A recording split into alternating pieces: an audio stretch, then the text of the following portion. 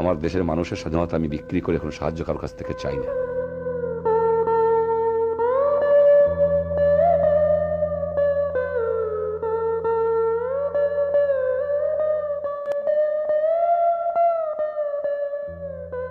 মাত্র কিছুদিন হলো আপনি দেশের শাসনভার নিয়েছেন।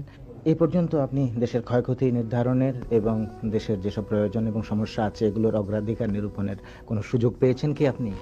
নিশ্চয়ই আমাদের সরকার কাজ করছে, আর ড্যামেজ যা করেছে সেটা সত্যিকারে বলা কষ্টকর। তবে এটুকু বলতে পারি যে বর্বর পাকিস্তানি হামলাকারীরা আমার 30 লক্ষ লোককে প্রায় হত্যা করেছে। বেশি হবে, কম না, 30 লক্ষের প্রায় 2.5 কোটি 3 কোটি ঘর বাড়ি জ্বালিয়ে দিয়েছে। আমার খাদ্য যে গুদাম ছিল সেগুলো ধ্বংস করেছে, আমার রাস্তাঘাট রেলওয়েকে ধ্বংস করেছে, এমনকি কারেন্সি নোট পর্যন্ত জ্বালিয়ে দিয়ে গেছে। ক্ষয়ক্ষতিপূরণ কি বলবো, একটা জাতকে ধ্বংস করার জন্য যা প্রয়োজন সবকিছু তারা করে গেছে। তবে আমার জাত ধ্বংস হবার নয়, তারা ত্যাগ করেছে তাদের জাতের মুক্তির জন্য, স্বাধীনতার জন্য, এবং তারা, আমি বিশ্বাস করি, দেশকে গড়ে তুলবে। তাদের রক্ত দিয়ে হলেও তাদের দেশকে গড়ে তুলবে। বাংলাদেশ এসেছে দুনিয়াতে, এবং যতদিন দুনিয়া থাকবে বাংলাদেশ থাকবে।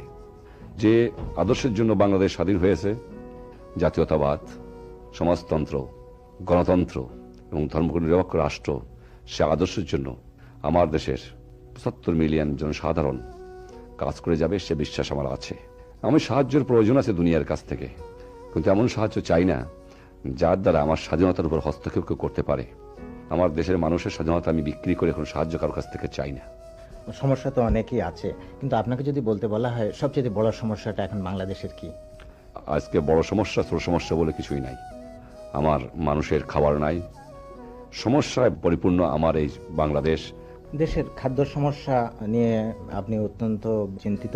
আমি যতদূর জানি কোনো কোনো বন্ধু দেশ থেকে সাহায্যের প্রতিশ্রুতিও পাওয়া গেছে, কিন্তু যে পরিমাণ খাদ্যের প্রয়োজন সে পরিমাণ সাহায্যের প্রতিশ্রুতি কি পেয়েছেন? হ্যাঁ, নিশ্চয়ই প্রতিশ্রুতি করছেন না। আমরা স্বাধীনতা পাওয়ার সঙ্গে সঙ্গে আমাদের মিত্র রাষ্ট্র ভারতবর্ষ আমাদের যথেষ্ট সাহায্য দিয়েছেন।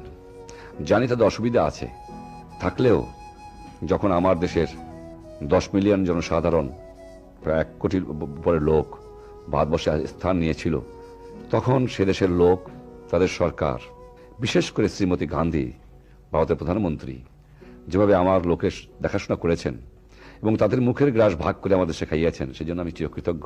এখনো তার সরকার আমাকে সাহায্য করছেন, আশা করি ভবিষ্যতেও করবেন। এছাড়া রাশিয়ার জনসাধারণ আমাকে সাহায্য করছে, তার সরকার সাহায্য করছে। এছাড়া আমি বিশ্বাস করি যে সত্যিকারের মনুষ্যত্ব যাদের মধ্যে আছে তারা নিশ্চয়ই এগিয়ে আসবে আমার মানুষকে সাহায্য করার জন্য। হ্যাঁ, আমার মানুষ তো কষ্ট করেছে সারা জীবন,